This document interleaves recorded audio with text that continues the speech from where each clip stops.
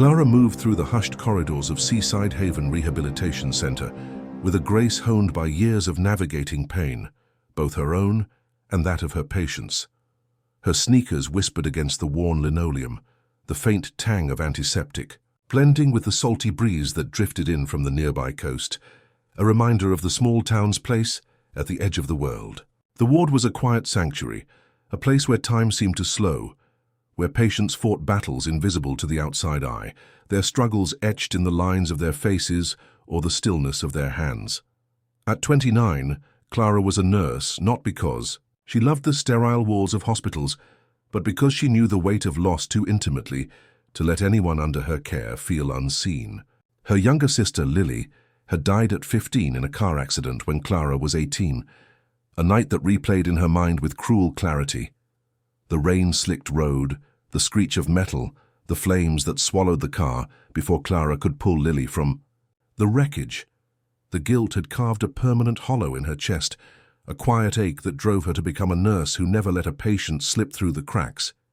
She worked long shifts, her brown eyes soft with empathy, her hands steady despite the exhaustion that clung to her like damp fog. Her patients were her purpose, especially the ones who seemed furthest from reach, like Daniel, the man in room 17. He was 35, tall, with dark hair that fell slightly too long over his brow, and eyes that held a storm she couldn't name. Deep, grey and piercing, like they saw through her to something she hadn't yet admitted to herself. His chart was sparse. Selectively mute, severe depression, a survivor of an unspecified trauma with no family visits, and a presence so still it felt like he was holding his breath. Clara had been assigned to him 3 months ago, and every day she entered his room. She felt the weight of his silence like a tide pulling her in, both daunting and magnetic. He sat by the window, hands folded in his lap, staring at the ocean beyond the glass, as if it might answer a question he'd never voiced. She'd check his vitals, change the bandages on his faded scars, marks from a past he wouldn't share, and talk softly, not expecting a reply, but hoping her words might pierce the quiet. "The waves are high today, Daniel," she'd say, adjusting his pillow with care, or, "I saw a gull steal a sandwich right off a picnic table this morning, bold as anything." Her voice was a tether, a small offering to fill the emptiness, each word a thread she hoped might reach him. Once, she left a folded paper star on his nightstand, a habit she'd picked up from Lily, who loved origami and believed stars carried wishes. Daniel never acknowledged it, but he didn't move it either, and that small act of preservation became a quiet victory for Clara. There was something about his silence, not cold, not absent, but heavy with intention, that made her believe he was listening, even if he couldn't respond. She saw it in the way his eyes lingered on her when she spoke, sharp and present, like he was memorizing her words, storing them somewhere deep within. Clara didn't know why she felt drawn to him, but each night, as she left his room, she carried a quiet hope that tomorrow might be different, that her words might finally land. Her own grief, still raw after all these years, found a strange comfort in his presence, as if his silence gave her permission to speak the things she'd buried. She'd tell him about Lily's laugh, how it sounded like wind chimes on a summer evening, or the way her sister would fold 100 paper stars for every wish she made, scattering them across their shared bedroom like a constellation. Clara wasn't sure if Daniel heard her, but she needed to believe he did, because in his stillness, she found a space to heal her own broken pieces. On her breaks, she'd sit in the staff room, sipping lukewarm tea, her fingers tracing the edges of an old photo of Lily tucked in her pocket, a girl with bright eyes and a shy smile, holding a paper crane. Clara had learned to read Lily's quiet moments, to understand her sister's love through gestures rather than words, and now she brought that same patience to Daniel. She'd hum softly while adjusting his blankets, a tune Lily used to love, or leave small tokens, a pebble from the beach, a sprig of lavender from the hospital garden, hoping they might stir something in him. The other nurses noticed her dedication, some calling it futile, others admiring her persistence. "He's a lost cause, Clara," one colleague said gently, but Clara shook her head, her voice firm. "No one's lost, if someone's still trying." She'd seen too many patients written off, too many charts stamped with finality, and she refused to let Daniel become another name on that list. Her evenings ended the same way. A final check on room 17, a moment of standing in the doorway, watching Daniel's silhouette against the fading light. The ocean outside his window churned, its rhythm a mirror to the quiet hope in her chest. She'd whisper goodnight, her voice barely audible, and leave, the door clicking softly behind her. Each time, she felt a pull to return, a belief that her words were building something, even if she couldn't see it yet. Daniel's silence wasn't a wall, it was a door, and Clara was determined to find the key, one story, one star, one moment at a time. Clara's days at Seaside Haven Rehabilitation Center settled into a rhythm that felt both exhausting and sacred, each shift a delicate dance of routine and hope, centered around Daniel in room 17. She arrived before dawn, her breath visible in the chilly coastal air, and moved through her rounds with a quiet precision, but it was Daniel's room that anchored her. His silence was a constant, yet it never felt empty. It was a canvas, vast and waiting for the stories she shared to fill the space between them. She'd check his vitals, her fingers brushing his wrist as she counted his pulse, and talk softly about the world beyond his window, the way the town's lighthouse blinked steadily at night, or how the bakery down the street filled the air with the scent of fresh bread every morning. "You'd like their cinnamon rolls, Daniel," she'd say, adjusting his pillow with care. "They're so warm they fog up the glass case."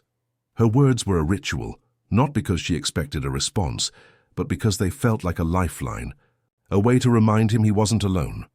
Clara's grief for her sister Lily still lived in her bones, a quiet ache that surfaced when she was alone, but speaking to Daniel eased it somehow.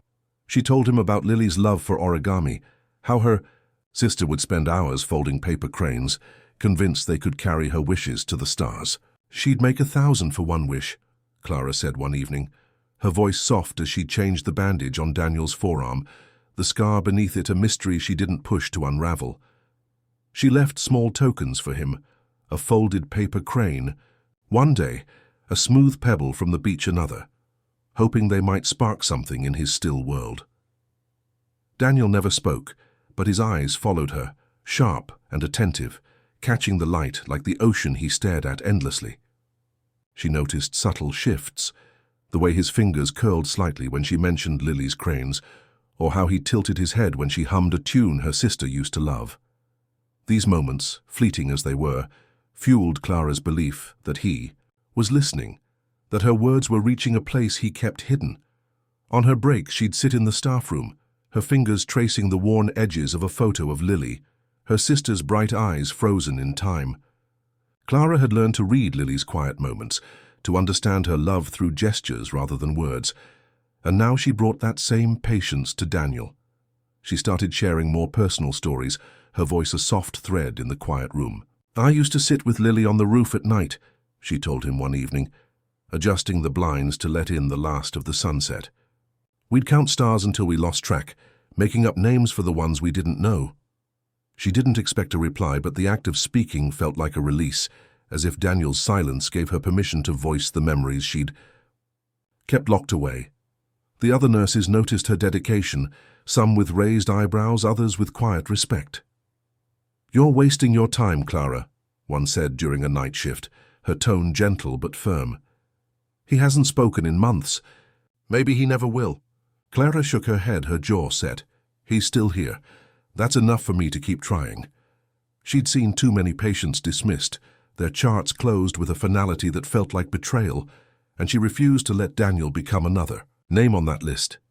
Her evenings often ended with a moment of pause in his doorway, watching his silhouette against the fading light, the ocean outside churning like the hope in her chest.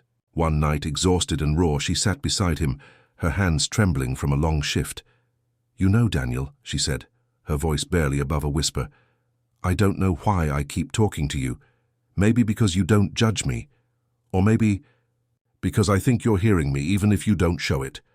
She looked at him, searching his face for a sign, and for a moment his eyes met hers, steady and deep, like they were holding a secret. Her heart skipped, but he didn't move, didn't blink, and she stood gathering her tray with a sigh. As she reached the door, she glanced back, and his fingers brushed the paper crane she'd left that day, a deliberate touch that stopped her breath. It was small, but it was enough, a crack in the silence that made her believe she was getting through. Clara began to notice other signs, the way Daniel's posture softened when she entered, or how he'd shift slightly when she hummed Lily's favorite lullaby. She started bringing small gifts, a sprig of lavender from the hospital garden, a seashell polished smooth by the tide, leaving them on his nightstand like offerings. She didn't know his story, didn't know what had locked him in silence, but she felt a connection growing, fragile but real. Her own grief, still sharp after all these years, found a strange solace in his presence. She'd write letters to Lily in her journal during breaks, pouring out her regrets and dreams, and then share pieces of those thoughts with Daniel, as if he were a keeper of her secrets. "I wish I'd told Lily I loved her more," she said, one night, her voice breaking as she adjusted his blanket. "I keep thinking if I'd been faster, if I'd done something different, she'd still be here." Daniel's eyes flickered, a subtle shift, but it was enough to keep Clara coming back. She didn't call it therapy, didn't think of it as healing. It was simply what she did because she knew what it was to lose someone to silence, and she wouldn't let it happen again. Each night as she left room 17, she'd whisper goodnight, her voice a quiet promise, and the door would click shut behind her, leaving her with a hope that felt both heavy and light. Daniel's silence wasn't a wall, it was a door, and Clara was determined to find the key, one story, one crane, one moment at a time. Clara's connection with Daniel deepened in the quiet of room 17, where the rhythm of her stories and his silence wove a fragile bridge, but it was a conversation with a colleague that began to unravel the mystery of his past, casting new light on the man who seemed to carry a storm in his eyes. One grey morning, as Clara sipped cold coffee in the staff room, her friend Sarah, another nurse, leaned against the counter and mentioned Daniel's file in passing. "Did you know he was a musician?" Sarah said, her voice low, as if sharing her secret. "Used to compose for the local theatre. Beautiful stuff until something went wrong. A stage collapse during one of his shows. His brother was in the audience, didn't make it out." Clara's heart sank, the weight of Daniel's silence suddenly heavier, sharper, as she imagined him carrying that loss. The details were sparse, but they painted a picture. Daniel had been a rising star, his music breathing life into small productions until a technical failure, a rigging error he'd overlooked, turned a performance into a tragedy, claiming his younger brother and others. The guilt had silenced him, locking him in a world where words felt like a betrayal. Clara returned to his room that evening, her steps slower, her mind heavy with this new knowledge, but she didn't let it change her approach. She entered as, always tray in hand, and began checking his vitals, her voice soft as she spoke about the day's small moments. A child flying a kite on the beach, its red tail dancing against the clouds. "It reminded me of Lily," she said, adjusting his bandage with care. "She'd chase kites for hours, laughing like it was the only thing that mattered." Unbeknownst to Clara, Daniel was listening, not just with his eyes, but with his hands, which had begun to move in secret. In the quiet hours after she left, he pulled a small notebook from under his pillow and sketched the images her stories conjured. A red kite soaring above the waves, a girl with a wind chime laugh folding paper, cranes, the bakery's storefront glowing in the dawn. These drawings, hidden from the world, were his way of holding on to her words, a silent response to the warmth she brought into his cold, still life. He'd fold each sketch carefully, tucking them into the notebook beneath a pile of hospital forms as if they were too fragile to be seen. Clara, unaware of his art, continued to share her life, her voice a steady thread in the quiet room. She told him about the summer she and Lily built a fort from driftwood, how they'd pretend it was a castle by the sea, their laughter echoing until the tide came in. "Lily would have loved you," she said one night, her fingers brushing a paper crane she'd left on his nightstand. "She'd say your eyes look like they've seen the whole world." Daniel's fingers twitched, a subtle movement, but Clara caught it, her heart quickening with hope. She began to notice other signs, how his posture softened when she entered, how his gaze lingered on the small tokens she left, like a seashell or a sprig of lavender. She didn't push him to speak, didn't demand answers, but she felt a shift, as if her words were chipping away at the walls he'd built. On her breaks, Clara wrote letters to Lily in a worn journal, pouring out her regrets and dreams, then carried those thoughts to Daniel, sharing pieces of her heart. "I still dream about her," she told him one evening, her voice trembling, as she adjusted his blanket. "In my dreams, she's always folding cranes, smiling like she knows something I don't." Daniel's eyes flickered, a spark of something alive, and Clara clung to it, believing he was there, listening, even if he couldn't show it. The other nurses began to notice her dedication, some whispering that she was too invested, others quietly admiring her persistence. "You're pouring your heart into a void, Clara," one said during a night shift, her tone gentle but pointed. "He might never come back." Clara shook her head, her jaw set. "He's not gone. He's just waiting." She'd seen too many patients written off, their charts closed with a cold finality, and she refused to let Daniel fade into that category. Her evenings ended with a ritual, a final check on room 17, a moment of standing in the doorway, watching his silhouette against the ocean's glow. One night, raw from a long shift and the weight of her own grief, she sat beside him, her hands shaking. "I don't know why I keep doing this, Daniel," she whispered, her voice breaking. "Maybe because I couldn't save Lily. And I need to believe I can reach you. I need to believe you're hearing me." She looked at him, searching his face, and for a moment, his eyes met hers, steady and deep, like they held a truth he wasn't ready to share.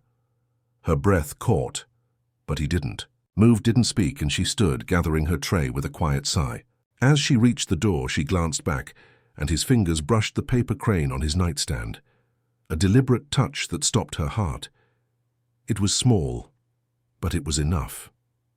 A crack in the silence that told her she was getting through. Clara began to bring more tokens, a pebble polished by the tide, a feather from a gull, leaving them like breadcrumbs to guide him back. She didn't know his sketches were piling up, each one a mirror of her stories, a silent conversation she couldn't yet see. Her own grief, still sharp, found solace in his presence, as if his silence gave her space to voice the pain she'd carried for years. She'd hum Lily's favorite lullaby while adjusting his blinds, her voice soft but steady, and Daniel's eyes would follow her, holding her words like treasures. She didn't call it healing, didn't think of it as therapy.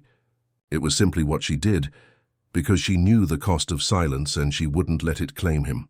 Each night as she left, she'd whisper goodnight, her voice a quiet promise, and the door would click shut, leaving her with a hope that felt both heavy and bright. Daniel's silence wasn't a void, it was a canvas, and Clara was painting it with every story, every crane, every moment she gave. Clara's world tilted on a foggy Monday morning when a crisp envelope in her staff mailbox announced her transfer to the emergency ward, a move framed as a promotion, but feeling like a severance from the quiet connection she'd built with Daniel in room 17. The letter's formal tone, thanking her for her dedication, citing staffing needs, did nothing to soften the ache in her chest as she read it, her fingers tightening around the paper.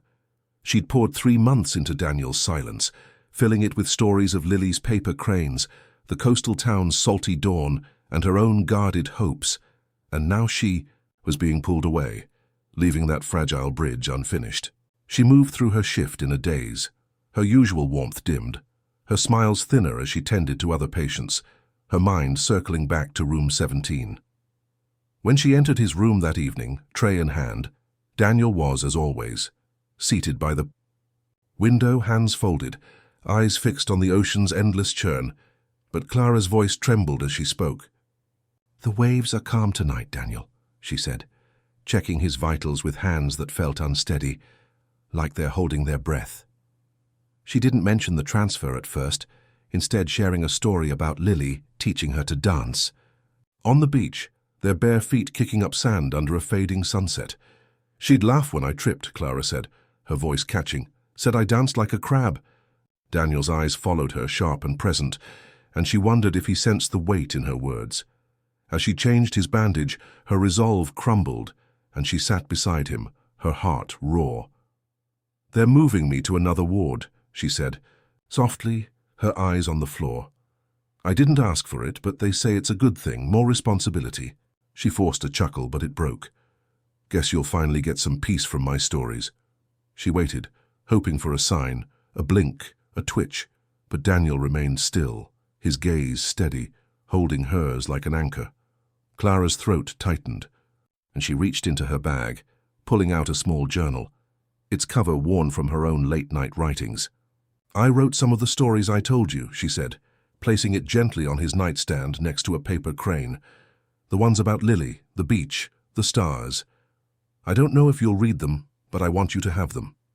Her fingers lingered on the journal, then she adjusted his blanket, her hands trembling as she smoothed invisible creases. She stood, her voice barely a whisper. If you ever decide to speak, Daniel, I hope my name's the first thing you say. She pressed her fingertips to his shoulder, a fleeting touch, then turned and walked out, the door clicking shut behind her, the sound echoing like a final note. Unbeknownst to Clara, Daniel's world shifted the moment she left. He stared at the journal, its presence a weight in the quiet room, and slowly reached for it, his fingers tracing the cover as if it were a lifeline. He opened it, finding her. Handwriting, stories of kites and castles, regrets and dreams, and a note on the first page for the silence that listens. His hands shook, and for the first time since the stage collapse that stole his brother, tears traced silent paths down his face. He didn't call after her, not yet, but the silence in room 17 was no longer a cage. It was a space where her words had taken root. 23 days later, Clara was in the emergency ward, her new routine a blur of charts and urgency, but the ache of leaving Daniel lingered, a quiet bruise she carried through her shifts. She was reviewing a patient's file when the intercom crackled. Nurse Clara Hayes, report to Ward 2, room 17. Her heart stopped, the clipboard slipping from her hands. She moved without thinking, her feet carrying her through the familiar halls, now longer, heavier, as if time itself had stretched. At the door, a nurse met her, eyes wide with disbelief. He spoke, Clara, she said. Your name. He said, he needs to speak to you. Clara's breath caught, and she pushed open the door. Daniel sat by the window, his posture softer, his hands resting lightly on his knees. His face, still shadowed, held something new, peace, fragile, but real. She closed the door, her voice a whisper. Hi. His eyes met hers, steady, unwavering, and then his lips parted. I heard you, Clara, he said, his voice rough like gravel stirred by wind. Every story, every word. Clara's knees buckled, and she gripped the chair beside him, lowering herself slowly, her breath trembling. You heard me? She asked, her voice breaking. He nodded, his gaze never leaving hers. Why didn't you say anything? She whispered, tears welling. I couldn't, he said, his hands tightening on the chair's edges. Not because I didn't want to, because I didn't deserve to. Clara shook her head, not understanding, but he continued, his voice steadying. I was a musician. I wrote scores for theatre. My last show, the rigging failed. My fault, I missed it. My brother was there in the audience. He didn't make it. His voice cracked, tears brimming but not falling. I buried him and buried myself. I thought silence was what I deserved. Clara listened, her heart aching, her own guilt over. Lily rising to meet his. You spoke to me, he said, reaching for the journal she'd left. About Lily, your stars, your pain. You didn't ask for anything back. You just gave. He placed the journal in her lap, his fingers brushing hers. You said you hoped I'd say your name first, so here I am, Clara. Tears spilled down her cheeks, and she reached for his hand, warm and alive. You're not your silence, Daniel, she said, her voice shaking, and you're not what you lost. He looked down, his voice barely audible. Can I be forgiven? She squeezed his hand, her eyes steady. You already are. The silence that followed wasn't heavy, it was soft, healing, a space where their shared pain found room to breathe. Clara's life had shifted irrevocably since Daniel's first words broke the silence in room 17, and though she was no longer his assigned nurse, she found herself returning to Seaside Haven's rehabilitation ward, drawn by a bond forged in shared stories and quiet redemption. The emergency ward's chaos kept her busy, but her heart lingered in the quiet moments with Daniel, where their conversations, though sparse, carried the weight of everything they'd survived. One afternoon, as she arrived at the ward with a book of poetry tucked under her arm, a nurse named Rachel caught her in the hallway, her eyes bright with excitement. "Clara, you need to see something," she said, guiding her toward a small room in the creative therapy wing, a space Clara rarely visited. The door was ajar, sunlight spilling through tall windows, illuminating a world of color and memory that stopped Clara's breath. The room was alive with Daniel's art. Sketches, watercolors, and charcoal drawings pinned to the walls, scattered across tables, each one a vivid echo of the stories she'd shared.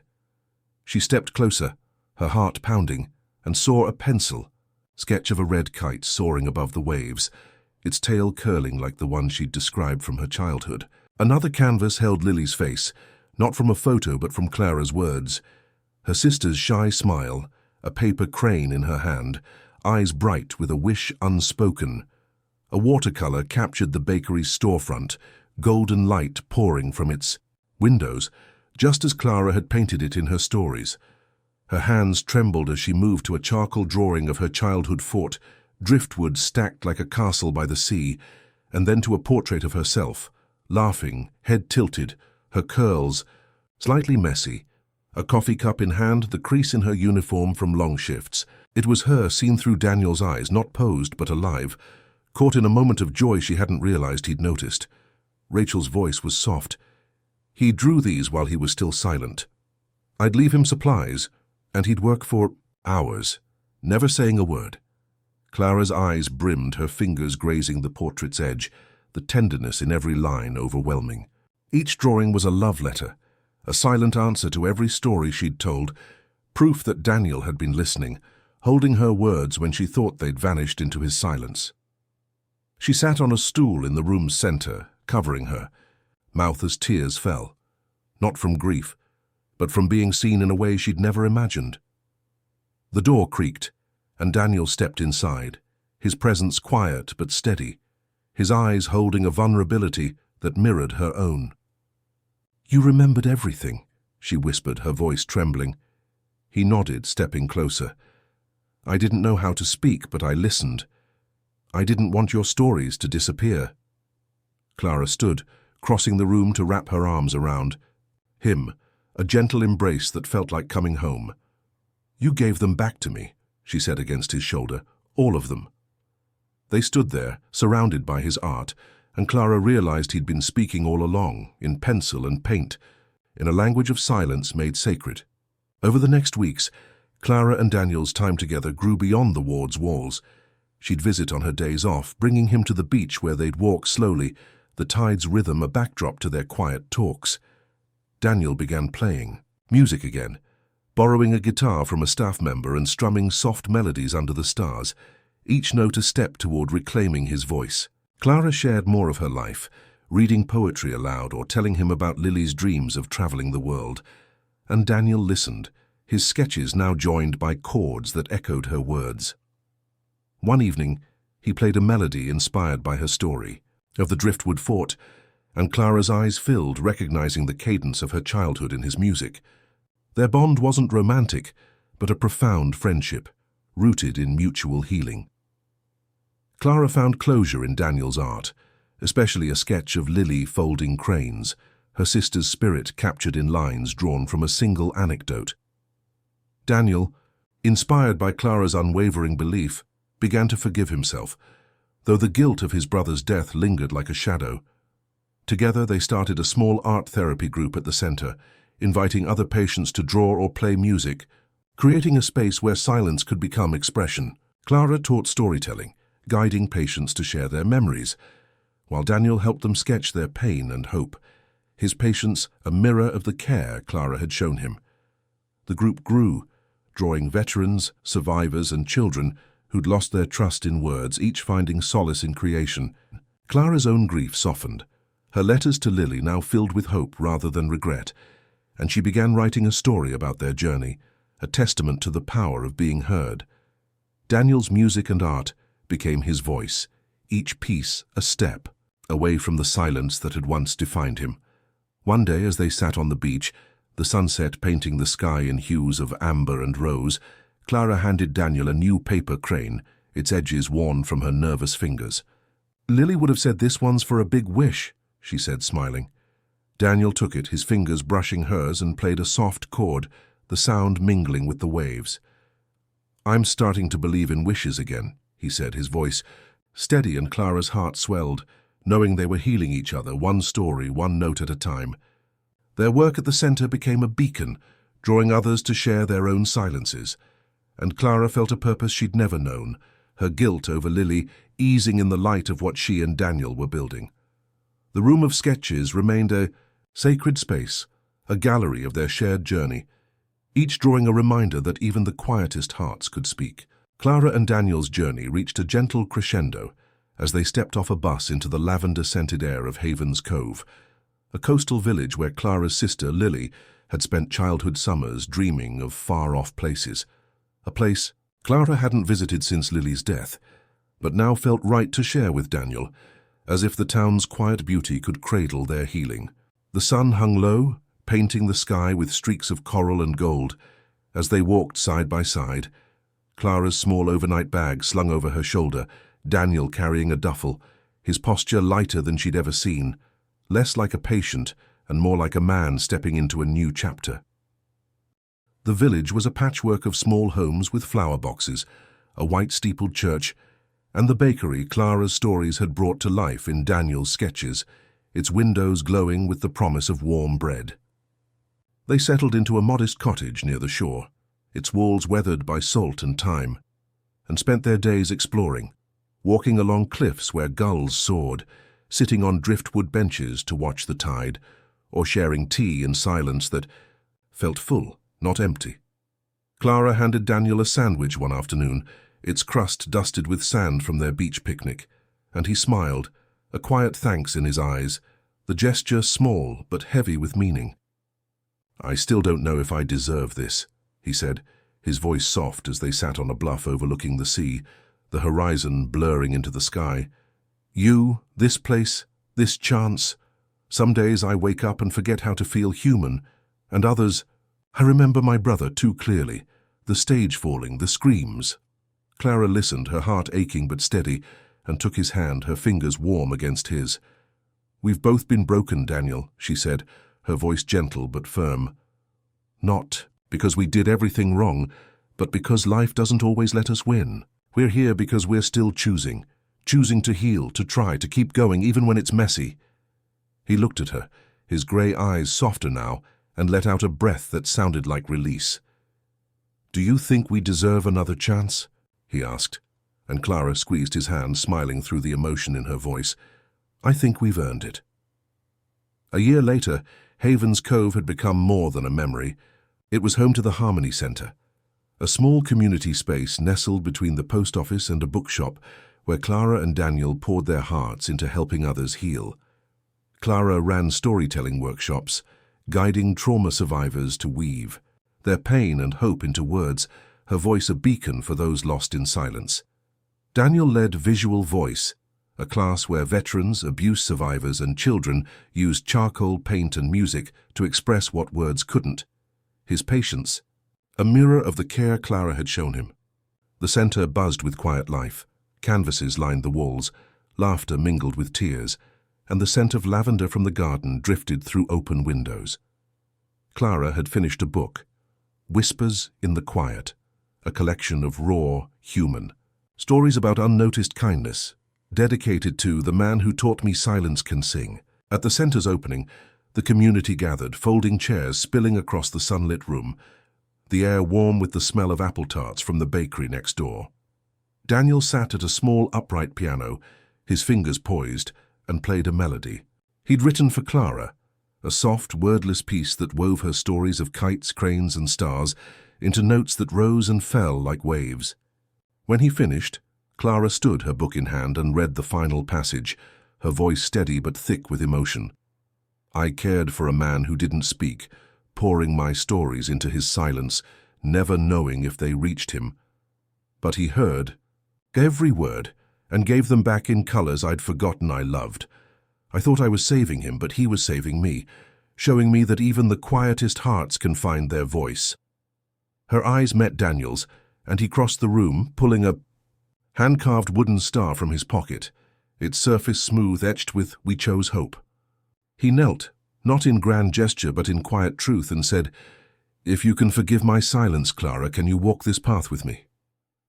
Her breath caught, tears brimming, and she nodded, whispering, "Yes."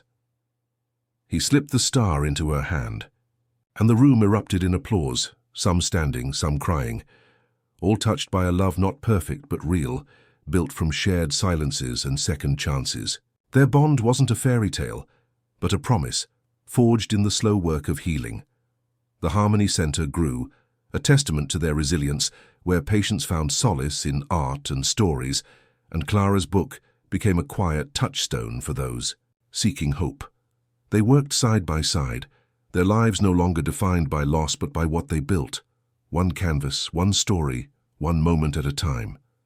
On quiet evenings they'd walk to the beach, Clara humming Lily's lullaby, Daniel strumming a guitar, their footsteps blending with the tide. The village embraced them, its rhythm a backdrop to their new beginning.